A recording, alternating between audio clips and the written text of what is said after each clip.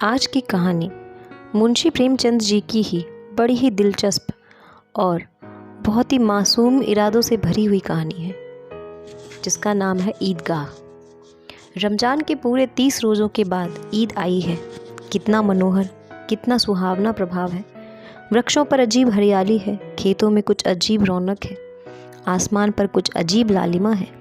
आज का सूर्य देखो कितना प्यारा, कितना शीतल, यानी संसार को ईद की बधाई दे रहा है। गांव में कितनी हलचल है। ईदगाह जाने की तैयारियां हो रही हैं। किसी ने कुर्ते में बटन नहीं है, पड़ोस के घर में सुई धागा लेने दौड़ा जा रहा है। किसी के जूते कड़े हो गए हैं, उनमें तेल डालने के लिए तेली घर भागा जा रहा है।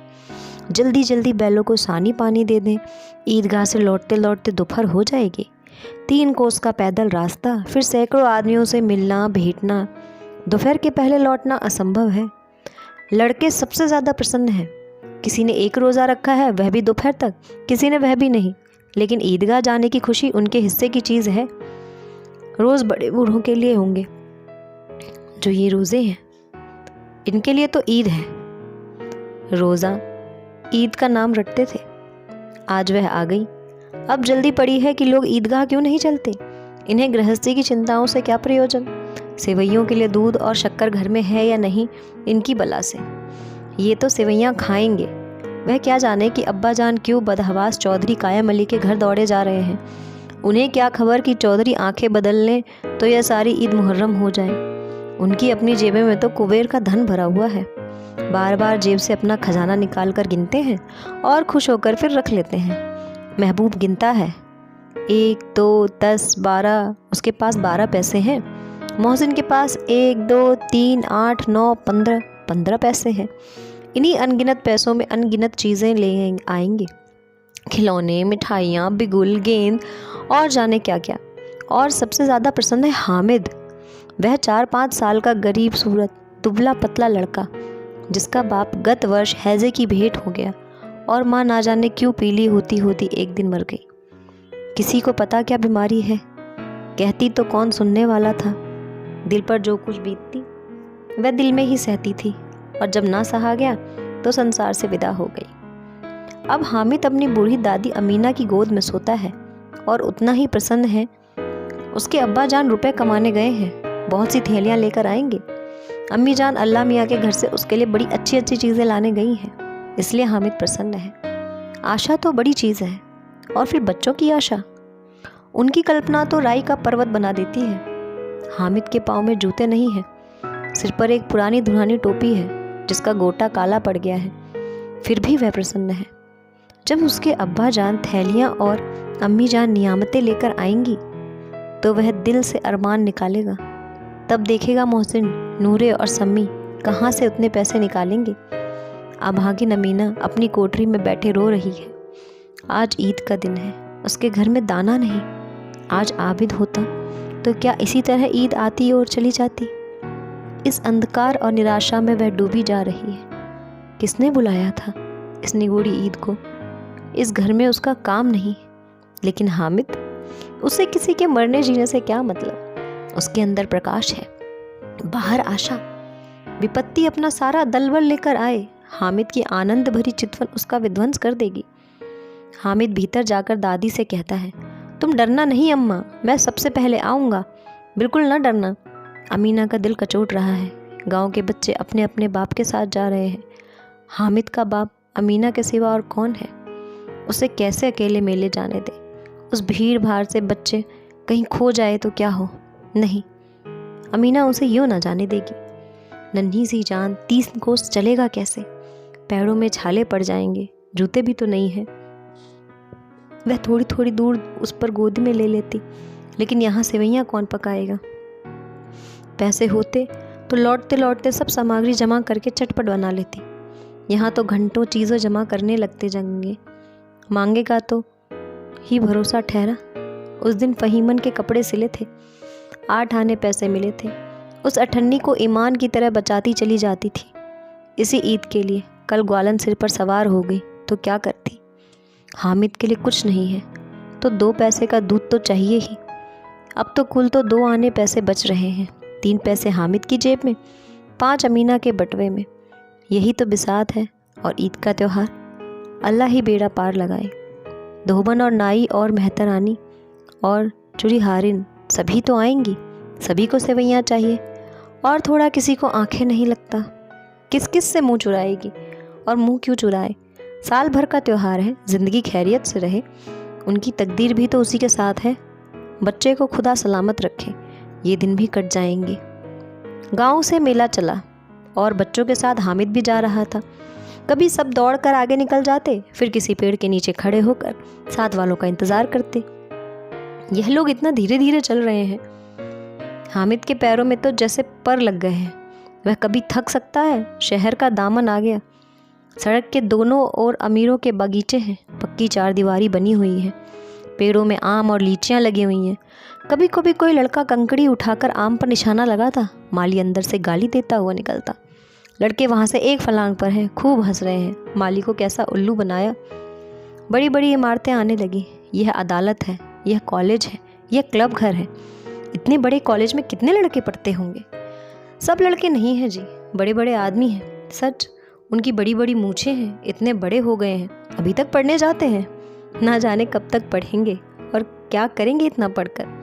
हामिद के मदरसे में तो 2-3 बड़े बड़े लड़के हैं, बिल्कुल 3 कौड़ी के, रोज़ मार कर खाते हैं, काम से जूझ चुराने वाले। इस जगह भी उसी तरह के लोग होंगे और क्या। क्लब घर में जादू होता है, सुना है यहाँ मुर्दों की खोपड़ियाँ दौड़ती हैं और बड़े बड़े तमाशे होते हैं। फिर किसी ने अंदर जाने नहीं देते।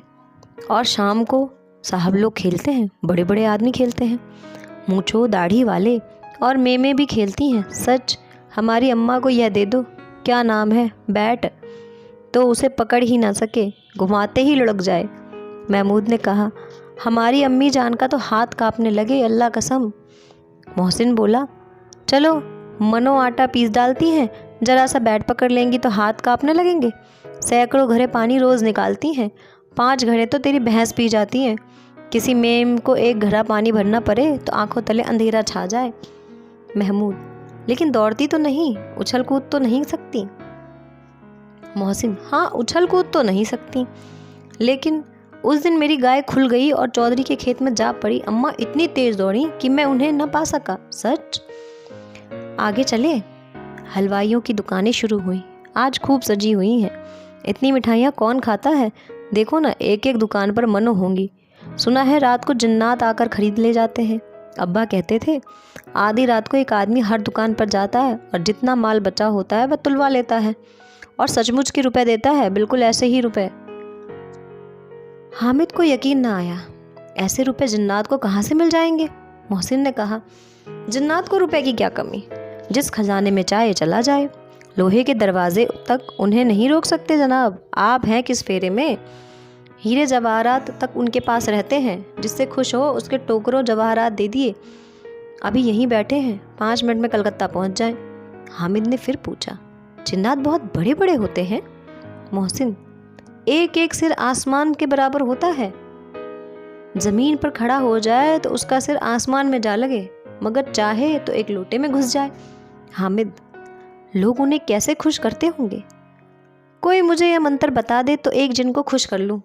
मोहसिन, अब तो यह महत तो नहीं जानता, लेकिन चौधरी साहब के काबू में बहुत से जिन्नात हैं। कोई चीज़ चोरी हो जाए, चौधरी साहब उसका पता लगा देंगे और चोर का नाम बता देंगे। जुमराती का बछुआ उस दिन खो गया था। 3 दिन हैरान हुए, कहीं ना मिला। तब झक मारकर चौधरी के पास गए। चौधरी ने तुरंत बता दिया मवेशी खाने में है, और वहीं मिला। जिन्नात आकर उन्हें सारे जहान की खबर दे जाते हैं। अब उसकी समझ में आ गया कि चौधरी के पास क्यों इतना धन है और क्यों इतना इसका सम्मान है। आगे चले। यह पुलिस लाइन है, सभी कांस्टेबल कवायद करते हैं। रैटन फाई को रात को बेचारे घूम घूम कर पहरा देते हैं, नहीं चोरियां हो जाए। मोहसिन ने प्रतिवाद किया, यह कांस्टेबल पहरा देते हैं, तभी तो तुम बहुत जानते हो अजी हजरत, यह चोरी करते हैं। शहर के जितने चोर डाकू हैं सब इनसे मिले रहते हैं। रात को ये लोग चोरों से कहते हैं चोरी करो, और आप दूसरे मोहल्ले में जाकर जागते रहो पुकारते हैं।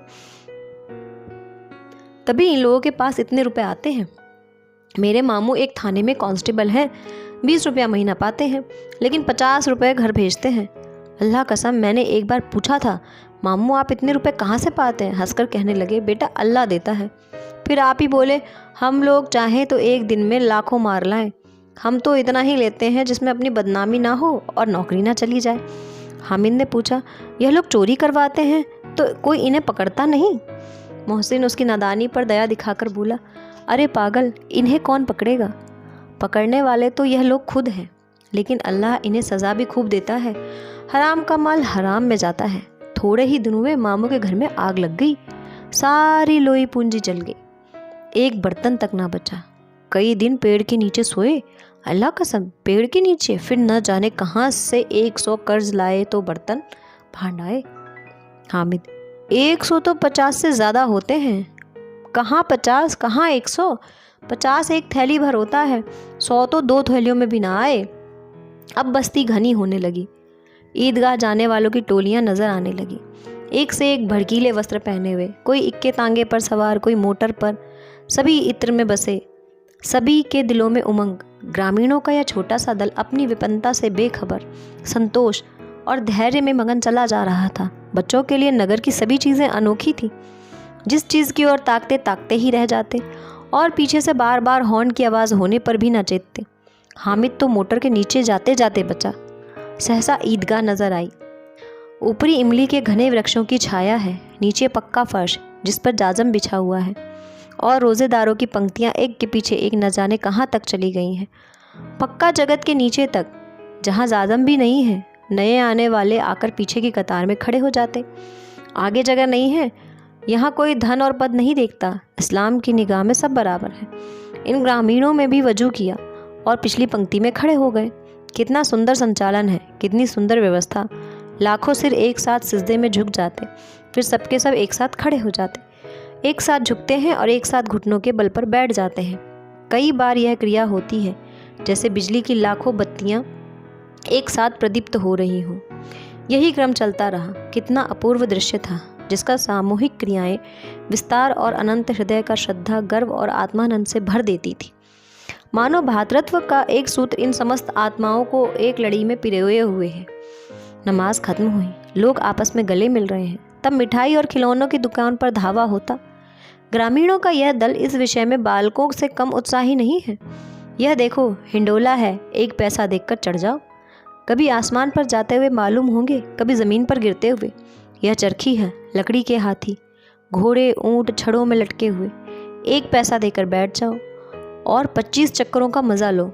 महमूद और मोहसिन और नूरी को सम्मी इन घोड़ों और ऊँटों पर बैठते हैं। हामिद दूर खड़ा है, 3 ही पैसे हैं उसके पास। अपने कोष का 1/3 ज़रा सा चक्कर खाने के लिए नहीं दे सकता। सब चरखियों से उतरते हैं, अब खिलौने लेंगे। इधर दुकानों की कतार लगी हुई है, तरह तरह के खिलौने हैं। सिपाही, महमूद सिपाही लेता है, खाकी वर्दी और लाल पगड़ी वाला, कंधे पर बंदूक रखे हुए। मालूम होता है अभी कवायद चिल्लिए चला जा रहा हो। मोहसिन को भिश्ती पसंद आया। कमर झुकी हुई है, ऊपर मशक रखे हुए, मशक का मुंह एक हाथ से पकड़े हुए है। कितना प्रसन्न है, शायद कोई गीत गा रहा है, बस मशक से पानी उड़ेलना ही चाहता है। नूरे को वकील से प्रेम है। कैसी विद्वत्ता है उसके मुख पर। काला चोगा, नीचे सफ़ेद अचकन, अचकन के सामने की जेब में घड़ी, सुनहरी जंजीर, एक हाथ में कानून का पोथा लिए हुए मालूम होता है। अभी किसी अदालत से जिरा या बहस किए चले आ रहे हैं। यह सब 2-2 पैसे के खिलौने हैं। हामिद के पास कुल 3 पैसे हैं। इतने महंगे खिलौने वह कैसे ले? खिलौना कहीं हाथ से छूट पड़े तो चूर चूर हो जाए, ज़रा पानी पड़े तो सारा रंग घुल जाए।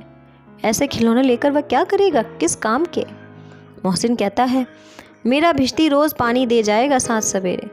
महमूद, और मेरा सिपाही घर पहरा देगा और कोई चोर आएगा तो फौरन बंदूक से फैर कर देगा। नूरे, और मेरा वकील खूब मुकदमा लड़ेगा। समी, और मेरी धोबिन रोज़ कपड़े धोएगी। हामिद खिलौनों की निंदा करता है, मिट्टी की ही तो है, गिरे तो चकनाचूर हो जाए। लेकिन ललचाई हुई आंखों से खिलौनों को देख रहा है और चाहता है कि ज़रा देर के लिए उन्हें हाथ में ले सकता। उसके हाथ अनायास ही लपकते हैं, लेकिन लड़के इतने त्यागी नहीं होते, विशेषकर जब अभी नया शौक है। हामिद ललचाता रह जाता है। खिलौनों के बाद मिठाइयाँ आती हैं। किसी ने रेवड़ियाँ ली, किसी ने गुलाब जामुन, किसी ने सोन हलवा। सब मज़े से खा रहे हैं। हामिद बिरादरी से पृथक है। अभागे के पास 3 पैसे हैं, क्यों नहीं कुछ कर लेता, कुछ ले खाता। ललचाई आंखों से सबकी ओर देखता है। मोहसिन कहता है, हामिद रेवड़ी ले जा, कितनी खुशबूदार है। हामिद को संदेह हुआ, ये केवल क्रूर विनोद है। मोहसिन इतना उदार नहीं है, लेकिन यह जानकर भी उसके पास जाता है। मोहसिन दोनों में से एक रबड़ी निकालकर हामिद की ओर बढ़ाता है। हामिद हाथ फैलाता है। मोहसिन रेवड़ी अपने मुंह में रख लेता है। महमूद, नूरे, समी खूब तालियां बजा बजा कर हंसते हैं। हामिद खिसिया जाता है। मोहसिन, अच्छा अब की बार ज़रूर देंगे। हामिद, अल्लाह कसम ले जाओ, रखे रहो, क्या मेरे पास पैसे नहीं हैं। समी, 3 पैसे ही तो हैं, 3 पैसे में क्या क्या लोगे। महमूद, हमसे गुलाब जामुन ले जाओ। हामिद, मोहसिन बदमाश है। हामिद, मिठाई कौन बड़ी नेमत है, किताब में इसकी कितनी बुराइयां लिखी हैं। मोहसिन, लेकिन दिल में कह रहे होगे मिले तो खा ले, अपने पैसे क्यों नहीं निकालते। महमूद, हम समझते हैं इसकी चालाकी, जब हमारे सारे पैसे खर्च हो जाएंगे तो हमें ललचा ललचा कर खाएगा। मिठाइयों के बाद कुछ दुकानें लोहे की चीज़ों की, कुछ गिलेट और कुछ नकली गहनों की। लड़कों के लिए यहाँ कोई आकर्षण न था, वे सब आगे बढ़ जाते हैं। हामिद लोहे की दुकान पर रुक जाता है। कई चिमटे रखे हुए थे। उसे ख्याल आया, दादी के पास चिमटा नहीं है। तवे से रोटियां उतारती है तो हाथ जल जाता है। अगर वह चिमटा ले जाकर दादी को दे दे तो वह कितना प्रसन्न होगी। फिर उनकी उंगलियां कभी न जलेंगी। घर में एक काम की चीज़ हो जाएगी। खिलौने से क्या फ़ायदा, व्यर्थ में पैसे खराब होते। ज़रा देर ही की तो खुशी होती है, फिर तो खिलौने का कोई आंख उठाकर देखता भी नहीं। यह तो घर पहुँचते पहुँचते टूट फूट कर बराबर हो जाएंगे, या छोटे बच्चे जो मेले में नहीं आए हैं जिद कर कर ले लेंगे और तोड़ डालेंगे। चिमटा कितने काम की चीज़ है। रोटियां तवे सर से उतार लो, चूल्हे में सेक लो। कोई आग मांगने आए तो चटपट चूल्हे से आग निकाल कर उसे दे दो। अम्मा बेचारी को कहाँ फुर्सत है कि बाजार आए और इतने पैसे ही कहाँ मिलते हैं, रोज़ हाथ जला लेती है। हामिद के साथी आगे बढ़ गए। सबीब पर सबके सब शरबत पी रहे हैं। देखो सब कितने लालची हैं, इतनी मिठाइयाँ ली, मुझे किसी ने एक भी ना दी। उस पर कहते हैं मेरे साथ खेलो, मेरा यह काम करो। अगर किसी ने कोई काम करने को कहा तो पूछूंगा, खाए मिठाइयाँ, आप मुंह सड़ेगा, फोड़े फुंसियाँ निकलेंगी, आप ही जबान चटोरी हो जाएगी। तब घर से पैसे चुराएंगे और मार खाएंगे। किताब में झूठी बातें थोड़ी ही लिखी हैं, मेरी ज़बान क्यों ख़राब होगी। अम्मा चिमटा देखते ही दौड़कर मेरे हाथ से ले लेंगी और कहेंगी मेरा बच्चा अम्मा के लिए चिमटा लाया है, कितना अच्छा लड़का है। इन लोगों के खिलौने पर कौन इन्हें दुआएं देगा। बड़ों की दुआएं सीधे अल्लाह के दरबार में पहुंचती हैं और तुरंत सुनी जाती हैं। मेरे पास पैसे नहीं हैं, तभी तो मोहसिन और महमूद यूँ मिजाज दिखाते हैं। मैं भी इनसे मिजाज दिखाऊंगा। खेल खिलौने और खाएं मिठाइयाँ। मैं नहीं खेलता खिलौने, किसी का मिजाज क्यों सहूँ। मैं गरीब सही, किसी से कुछ मांगने तो नहीं जाता। आखिर अब्बा जान कभी न कभी तो आएंगे, अम्मा भी आएंगी। फिर इन लोगों से पूछूंगा कितने खिलौने लोगे, एक एक को टोकरियाँ खिलौने दूंगा और दिखा दूँ कि दोस्तों के साथ इस तरह सलूक किया जाता है। यह नहीं कि 1 पैसे की रेवड़ी ली तो चिड़ा चिड़ा कर खाने लगे। सबके सब खूब हंसेंगे कि हामिद ने चिमटा लिया। हंसे मेरी बला से। उसने दुकानदार से पूछा, यह चिमटा कितने का है। दुकानदार ने उसकी ओर देखा और कोई आदमी साथ ना देखकर कहा, तुम्हारे काम का नहीं है जी। बिकाऊ है कि नहीं। बिकाऊ क्यों नहीं है, और यहाँ क्यों लाद लाए हैं। तो बताते क्यों नहीं कि एक क्या पैसे का है। 6 पैसे लगेंगे। हामिद का दिल बैठ गया। ठीक ठाक 5 पैसे लगेंगे, लेना हो तो लो, नहीं तो चलते बनो। हामिद ने कलेजा मजबूत करके कहा, 3 पैसे लोगे। यह कहता हुआ आगे बढ़ गया। दुकानदार की घुड़कियाँ ना सुने, लेकिन दुकानदार ने घुड़कियाँ नहीं दी, बुलाकर चिमटा दे दिया। हामिद ने उसे इस तरह कंधे पर रखा मानो बंदूक और शान से अकड़ता हुआ संगियों के पास आया हो। ज़रा सुने सबके सब क्या आलोचनाएं करते हैं। मोहसिन ने हंसकर कहा, यह चिमटा क्यों लाए पगले, इसका क्या करोगे। हामिद ने चिमटे की ज़मीन पर पटक कर कहा, ज़रा अपना बिजली ज़मीन पर गिरा दो, सारी पसलियाँ चूर चूर हो जाए बच्चों की। महमूद बोला, तो यह चिमटा कोई खिलौना है। हामिद, खिलौना क्यों नहीं है, अभी कंधे पर रखा तो बंदूक हो गई, हाथ में ले लिया तो फ़कीरों का चिमटा। चाहूँ तो इससे मंजीरे का काम ले सकता हूँ। एक चिमटा जमा दूँ तो तुम लोगों के सारे खिलौनों की जान निकल जाए। तुम्हारे खिलौने कितना ही जोर लगाएं, मेरे चिमटे का बाल भी बाका नहीं कर सकते। मेरा बहादुर शेर चिमटा है। समी ने खंजरी ली, प्रभावित होकर बोला, मेरी खंजरी से बदला लोगे। 2 आने की है। हामिद ने खंजरी की ओर उपेक्षा से देखा। मेरा चिमटा चाहे तो तुम्हारी खंजरी का पेट फाड़ दे। बस एक चमड़े की झिल्ली लगा दी, डब ढब बोलने लगा। जरा सा पानी लग जाए तो खत्म हो जाए। मेरा बहादुर चिमटा आग में, पानी में, आंधी में, तूफान में बराबर डटा खड़ा रहे। चिमटे ने सभी को मोहित कर लिया। अब पैसे किसके पास धरे हैं। फिर मेले से दूर निकल आए हैं। 9 कब के बज गए। धूप तेज हो रही है। घर पहुंचने की जल्दी हो रही है। बाप से जिद भी करें तो चिमटा नहीं मिल सकता। हामिद है बड़ा चालाक, इसीलिए बदमाश ने अपने पैसे बचा कर रखे थे। अब बालकों के 2 दल हो गए। मोहसिन, महमूद, समी और नूरे एक तरफ, हामिद अकेला दूसरी तरफ। शास्त्रार्थ हो रहा है। समी तो विधर्मी हो गया, दूसरे पक्ष में जा मिला। लेकिन मोहसिन, महमूद और नूरे भी हामिद से 1-1, 2-2 साल बड़े होने पर हामिद के आघातों से आतंकित हो उठे थे। उसके पास न्याय का बल है और नीति की शक्ति। एक ओर मिट्टी है, दूसरी ओर लोहा। जो इस वक्त अपने को फौलाद कह रहा है वह अजय है, घातक है। अगर कोई शेर आ जाए तो मियाँ बिश्ती के छक्के छूट जाएं। मियाँ सिपाही मिट्टी की बंदूक छोड़कर भागे। वकील साहब की नानी मर जाए, चोगे में मुंह छिपाकर जमीन पर लेट जाए। मगर यह चिमटा, यह बहादुर, यह रुस्तमे हिंद लपक कर शेर की गर्दन पर सवार हो जाएगा और उसकी आंखें निकाल लेगा। मोहसिन ने एड़ी चोटी का जोर लगाकर कहा, अच्छा पानी तो नहीं भर सकता। हामिद ने चिमटे को सीधा खड़ा करके कहा, बिश्ती को एक डांत बताएगा तो दौड़ा दौड़ा पानी लाकर उसके द्वार पर छिड़कने लगेगा। मोहसिन परास्त हो गया, पर महमूद ने कुमुक पहुंचाई। अगर बच्चा पकड़ जाए तो अदालत में बंधे बंधे फिरेंगे, तब तो वकील साहब के पैरों पड़ेंगे। हामिद इस प्रबल तर्क का जवाब न दे सका। उसने पूछा, हमें पकड़े कौन आएगा। नूरे ने अकड़ कर कहा, यह सिपाही बंदूक वाला। हामिद ने मुंह चिढ़ाकर कहा, यह बेचारे हम बहादुर रुस्तम में हिंद को पकड़ेंगे। अच्छा लाओ अभी ज़रा कुश्ती हो जाए, इनकी सूरत देखकर दूर से भागेंगे। पकड़ेंगे क्या बेचारे। मोहसिन को एक नई चोट सूझी। उसने तुरंत चिमटे के मुंह रोज़ आग में जलेगा। उसने समझा था कि हामिद लाजवाब हो जाएगा, लेकिन यह बात ना हुई। हामिद ने तुरंत जवाब दिया, आग में बहादुर ही कूदते हैं जनाब। तुम्हारा यह वकील, सिपाही और बिश्ती लौंडियों की तरह घर में घुस जाएंगे। आग में कूदना वह काम है जो यह रुस्तमे हिंद ही कर सकता है। महमूद ने एक जोर लगाया, वकील साहब कुर्सी पर मेज पर बैठेंगे, तुम्हारा चिमटा बावर्ची खाने में ज़मीन पर पड़ा रहेगा। इस तर्क से समी और नूरे भी सजीव कर दिया। कितने ठिकाने की बात कही पट्टे ने। चिमटा बावर्ची खाने में पड़ा रहने के सिवा और क्या कर सकता है। हामी को कोई फड़कता हुआ जवाब ना सूझा तो उसने धांधली शुरू की, मेरा चिमटा बावर्ची खाने में नहीं रहेगा। वकील साहब कुर्सी पर बैठेंगे तो जाकर उन्हें ज़मीन पर पटक देगा और उनका कानून उनके पेट में डाल देगा। बात कुछ नहीं बनी। खासी गाली गलौज थी, लेकिन कानून के पेट में डालने वाली बात छा गई। ऐसी छा गई कि तीनों सुरमा मुंह ताकते रह गए, मानो कोई धलचा कनकौआ किसी गंडेवाल कनकौए से को काट गया हो। कानून मुंह से बाहर निकलने वाली चीज़ है, उसको पेट के अंदर डाल दिया जाना बेतुकी सी बात होने पर भी कुछ नयापन रखती थी। हामिद ने मैदान मार लिया। उसका चिमटा रुस्तमे हिंद है। अब उसमें मोहसिन, महमूद, नूरे, समी और किसी को आपत्ति नहीं हो सकती।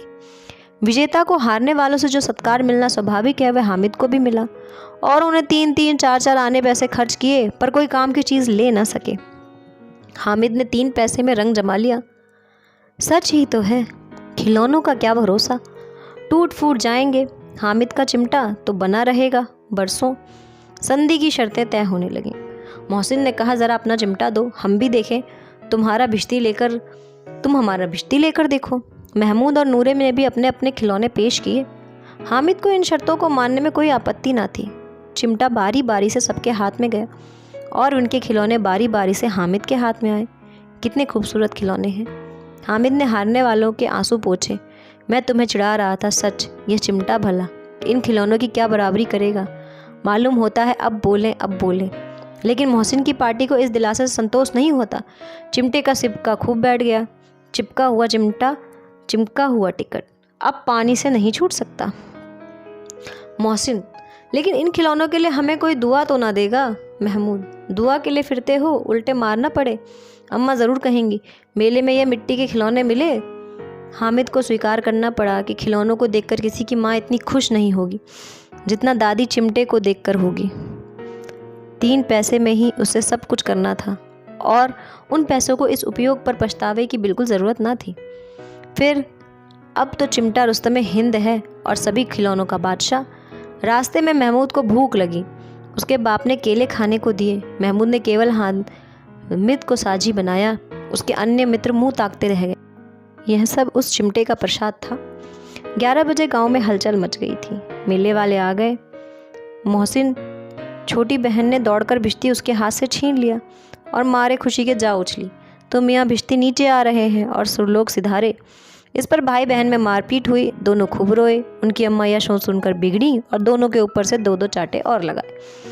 मियाँ नूरे के वकील का अंत उन्हें प्रतिष्ठा अनुकूल इससे सबसे ज़्यादा गौरवमय हुआ। वकील ज़मीन पर या ताक पर नहीं बैठ सकता था। उसकी मर्यादा का तो विचार करना ही होगा। दीवार में खूंटियाँ गाड़ी गईं। उन पर लकड़ी का एक पटरा रखा गया। पटरे पर कागज़ का कालीन बिछाया गया। वकील साहब राजा भोज की भांति सिंहासन पर विराजे। नूरे ने उन्हें पंखा झलना शुरू किया। अदालतों में खसखस की टट्टियाँ और बिजली के पंखे होते हैं, यहाँ क्या मामूली पंखा भी ना हो? कानून की गर्मी दिमाग पर चढ़ जाएगी कि नहीं? बांस का पंखा आया। नूरे हवा करने लगे।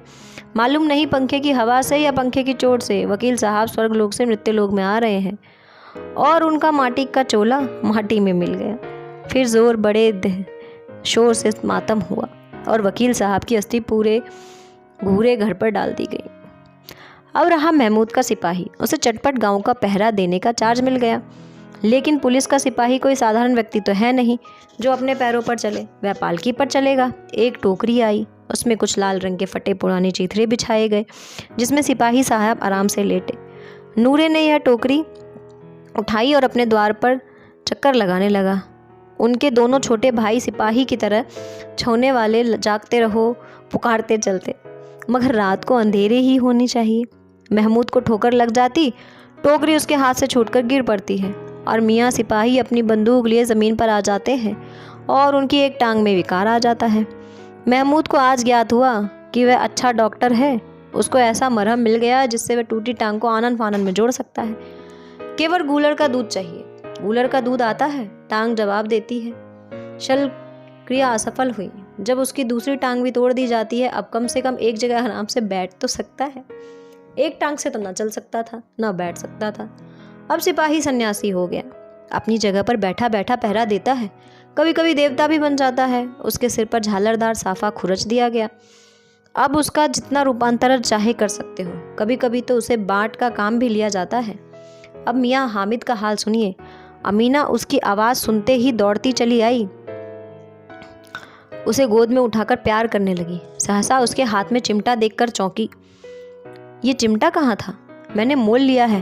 कै पैसे में? 3 पैसे में। अमीना ने छाती पीट ली। ये कैसा बेसमझ लड़का है। दोपहर हुआ, कुछ खाया न पिया, लाया क्या? चिमटा। सारे मेले में तुझे कोई चीज़ ना मिली जो ये लोहे का चिमटा उठा लाया? हामिद ने अपराधी भाव से कहा। तुम्हारी उंगलियां तवे में जल जाती थी, इसीलिए मैं ये चिमटा ले आया। बुढ़िया का क्रोध तुरंत स्नेह में बदल गया, और स्नेह भी वह नहीं जो प्रगल्भ और अपनी सारी कसक शब्दों में बिखेर देता है। यह मूक स्नेह था, खूब ठोस, रस और स्वाद से भरा हुआ। बच्चे में कितना त्याग, कितना सद्भाव और कितना विवेक है। दूसरों को खिलौने लेते और मिठाई खाते देख इसका मन कितना ललचाया होगा। इतना जब्त इससे कैसे हुआ? वहाँ भी इसे अपनी बुढ़िया दादी की याद बनी रही। अमीना का मन गदगद हो गया। और अब एक विचित्र बात हुई। हामिद इस चिमटे से भी विचित्र। बच्चे हामिद ने बूढ़े हामिद का पार्ट खेला था। बुढ़िया अमीना बालिका अमीना बन गई थी। वह रोने लगी, दामन फैलाकर हामिद को दुआएं देती जाती थी और आंसू की बड़ी बड़ी बूंदें गिराती जाती। हामिद इसका रहस्य क्या समझता? बस यूं इस कहानी का अंत हुआ।